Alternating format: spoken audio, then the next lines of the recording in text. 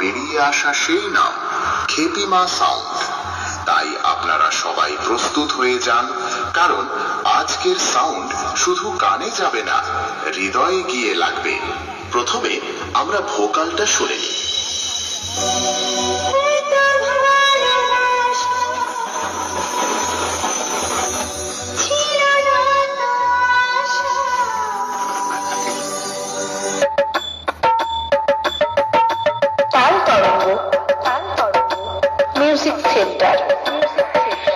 এবারে আমরা খেপিমা সাউন্ডের দুর্ধর্ষ বেস টেস্ট করে নিই।